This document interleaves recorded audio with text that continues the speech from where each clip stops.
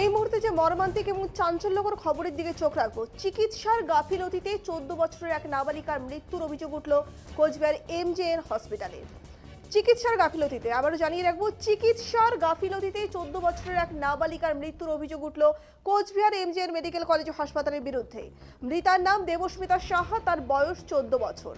তিনি কোচবিহার বক্সিয়ার সুভাষপল্লী এলাকার বাসিন্দা। নাবালিকাকে শ্বাসকষ্টের কারণে ভর্তি করা হয়েছিল এই সরকারি মেডিকেল কলেজ ও হাসপাতালে, কিন্তু চিকিৎসার চূড়ান্ত গাফিলতিতে মৃত্যু হয় তার বলে অভিযোগ। এই চিকিৎসার গাফিলতির অভিযোগে শুক্রবার কোচবিহার কোতোয়ালি থানায় লিখিত অভিযোগ দায়ের করে মৃতার পরিবার। জানা যায়, বেশ কিছুদিন যাবৎ জ্বর, সর্দি ও শ্বাসকষ্টজনিত সমস্যায় ভুগছিল দেবস্মিতা।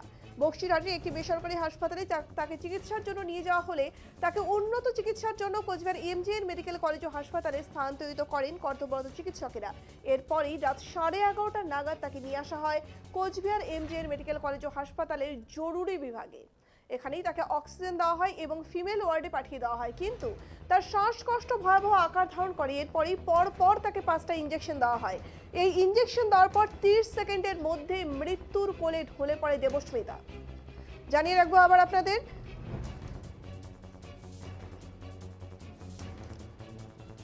আবারও জানিয়ে রাখবো যে চিকিৎসার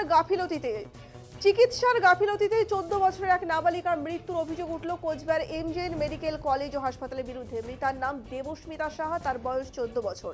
কোচবিহার বক্সিরহাট সুভাষপল্লী এলাকার বাসিন্দা। নাবালিকাকে শ্বাসকষ্টের কারণে, জানিয়ে রাখবো, নাবালিকাকে শ্বাসকষ্টের কারণে ভর্তি করা হয়েছিল এই সরকারি মেডিকেল কলেজ ও হাসপাতালে, কিন্তু চিকিৎসার চূড়ান্ত গাফিলতিতে মৃত্যু হয় তার বলে অভিযোগ। এই চিকিৎসার গাফিলতির অভিযোগ এনে শুক্রবার কোচবিহার কোতোয়ালি থানায় লিখিত অভিযোগ দায়ের করে মৃতার পরিবার। যা জানা যাচ্ছে যে বেশ কিছুদিন যাবৎ জ্বর, সর্দি ও শ্বাসকষ্টজনিত সমস্যায় ভুগছিল দেবস্মিতা। বক্সিরহাটের একটি বেসরকারি হাসপাতালে তাকে চিকিৎসার জন্য নিয়ে যাওয়া হলে তাকে উন্নত চিকিৎসার জন্য, জানিয়ে রাখবো, উন্নত চিকিৎসার জন্য কোচবিহার এমজেএন মেডিকেল কলেজ ও হাসপাতালে স্থানান্তরিত করেন কর্তব্যরত চিকিৎসকেরা। এরপরেই রাত 11:30 নাগাদ তাকে নিয়ে আসা হয় কোচবিহার এমজেএন মেডিকেল কলেজ ও হাসপাতালের জরুরি বিভাগে। এখানেই তাকে অক্সিজেন দেওয়া হয় এবং ফিমেল ওয়ার্ডে পাঠিয়ে দেওয়া হয়, কিন্তু তার শ্বাসকষ্ট ভয়াবহ আকার ধারণ করে। এরপরই পরপর তাকে 5টা ইঞ্জেকশন দেওয়া হয়। এই ইঞ্জেকশন দেওয়ার 30 সেকেন্ডের মধ্যেই মৃত্যুর কোলে ঢলে পড়ে দেবস্মিতা।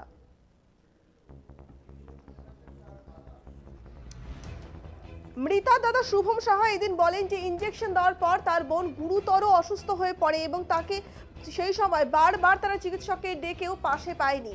তিনি জানান যে সেই সময় চিকিৎসক অন্যত্র পালিয়ে গেছিলেন। এদিন শুভম সাহা আরও বলেন, তার বোনের সাথে যা হলো তা যাতে অন্য কারোর সাথে না হয়। একটি সরকারি মেডিকেল কলেজ ও হাসপাতালে চিকিৎসা পরিষেবা রীতিমতো প্রশ্নের মুখে বলে জানান তিনি। শুনে নেব মৃতার দাদা কি জানাচ্ছেন। আমার বোন দেবস্মিতা সাহা, আমাদের বাড়ি বক্সিরহাট সুভাষপল্লী। আমার বোন অসুস্থ ছিল, অসুস্থ বলতে 2 দিন থেকে ওর জ্বর, সর্দি, শ্বাসকষ্ট ছিল। আমরা প্রথমে বক্সিরহাটে আমাদের যে নিয়ারেস্ট নার্সিংহোম আছে সেখানে নিয়ে যাই, সেখান থেকে আমাদের রেফার করে। আমরা কোচবিহারে, তাও আমার বোনের প্রোগ্রাম ছিল, সেখানেও নিয়ে আসার আগেই আমরা ওকে এমজেএন হসপিটালে নিয়ে আসি। নিয়ে এসে ইমার্জেন্সিতে নিয়ে যাই, সেখানে পালস চেক করা হয়, ওর অক্সিজেন দেওয়া হয়। অক্সিজেন দিয়ে ওকে ফিমেল ওয়ার্ডে ভর্তি করানোর জন্য আমরা নিয়ে যাই। নিয়ে গিয়ে ওখানে অক্সিজেন দেওয়ার পরেই ওকে শ্বাস প্রশ্বাসে ওর সমস্যা হচ্ছিল। তারপর সাথে ওকে হাতে চ্যানেল ফিট করতে ছিল, চ্যানেল হচ্ছিল না, পায়ে করেছে, ডান পায়ে করেছে। পায়ে করার পরে ওরকে 5টা ইঞ্জেকশন করে ডক্টর মাসুদ রানা, উনি সেখানে ছিল। ডক্টর মাসুদ রানা, আরেকজন, ওনার নাম এখনও আমাদের বলেনি, আরেকজন ম্যাডাম ছিল, কি নামটা দেখতে হবে, আমাদের কাছে সব আছে, আমরা এফআইআর করেছি কোতোয়ালি থানায়। 5টা ইঞ্জেকশন দিয়েছে। তারপরে 30 সেকেন্ডও আমার বোন আর তাকিয়ে ছিল না, শুধু একবার তাকিয়েই ছিল, আর কোনো জাস্ট 2-3 বার হিসকি দিল। আমি স্যারকে বারে বারে অনুরোধ করে ডাকলাম, স্যার একটু আসেন, একটু দেখেন কি হয়েছে। ওনারা পিছন দরজা দিয়ে ভেগে চলে গেছে। চিকিৎসার 100% গাফিলতি, 100% মানে ওনারা এক এক সময় এক এক কথা বলছে। আমরা ওনাকে ডাকতে গেছি, উনি বলছে আমরা নাকি ধাক্কা দিচ্ছি, নানান অজুহাত উনি দেখাচ্ছে। সেখানে আমাদের অফিস স্টাফের ওনারা অনেকেই ছিল, প্রত্যক্ষদর্শী সবাই আছে। এবার আমার এটাই আপনাদের কাছে অনুরোধ আমার বোনের যা হয়েছে এরকম জানি কারোর সাথে না হয়, আপনারা দেখেন। আর ওনার কঠোরতম শাস্তি আমি দাবি করি। এই প্রসঙ্গে কোচবিহার মেডিকেল কলেজ ও হাসপাতালের ভারপ্রাপ্ত এমএসবিবি বিদ্যুৎ বিকাশ ঘরামি এদিন বলেন, নিউমোনিয়া সেফিসিস হয়েছিল এই নাবালিকা। নিউমোনিয়া থেকে সংক্রমণ ছড়ালে শরীরের মাল্টি সিস্টেম কার্যত অকেজ হয়ে যায়। এ কারণেই তার মৃত্যু হয়েছে এই নাবালিকার। তাকে হাসপাতালে ভর্তি করার সময় তার অক্সিজেন মাত্রা ছিল অনেকটাই কম। এই পরিস্থিতিতে চিকিৎসকরা যথাযথ চেষ্টা করেছেন, কিন্তু তাকে বাঁচানো সম্ভব হয়নি।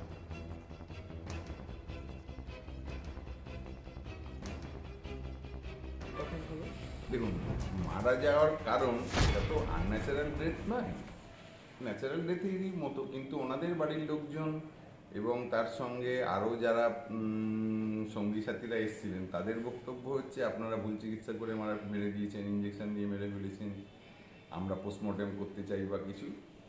যথারীতি ওই জন্যে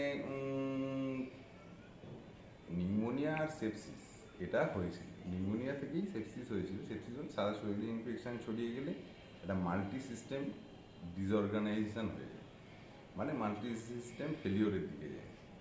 তো এবার সেটা হয়তো আমাদের করা যেত, কিন্তু ওনাদের বাড়ির লোকজনের দাবি যে আমরা আপনাদের ভুল চিকিৎসায় হয়েছে কিনা সেটা আমরা জানতে চাই। সেই জন্যে কিন্তু ওনাদের একটা করা উচিত ছিল যে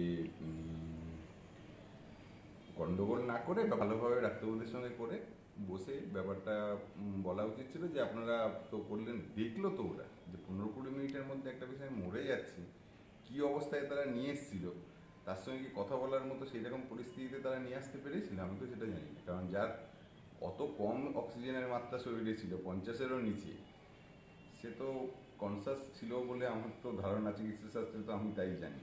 এবারে ওনারা যা বলবেন। বলছি পরিবার একটা যেটা অভিযোগ করছেন যে তখন পরিস্থিতি এতটাই ইস্যু হয়ে গেছিলো যে ডাক্তারকে ডাক দিয়েছিল, কিন্তু তারা আসেনি, তারা পালিয়ে গেছে বলে অভিযোগ করছে। পালিয়ে কেন গেল সেটা বাড়ির লোকজনই জানে, বাড়ির লোকজনই ভালো বলতে পারবে পালিয়ে কেন গেল। তার আগে যে স্যালাইন চলছিল, চালানোর চেষ্টা হচ্ছিল, ইঞ্জেকশন দেওয়া হলো, তাহলে কোনটা ঠিক? তারা যদি পালিয়েই চলে গেল তাহলে এই 5টা ইঞ্জেকশন দিয়ে আমার রোগীকে মেরে ফেলা হয়েছে এই অভিযোগটা আসে কোথায়? স্যার বডিটা তো পোস্টমর্টম করা হচ্ছে। ওনাদের বক্তব্য অনুযায়ী বলেছেন, কিন্তু আমার মনে হয় না এটা পোস্টমর্টমের দরকার ছিল বা কিছু। আচ্ছা, মানে শেষ পর্যন্ত কি করা হচ্ছে? সেটা এখন ওনারা যেটা বলবেন সেটাই হবে, ওনারা বলবেন।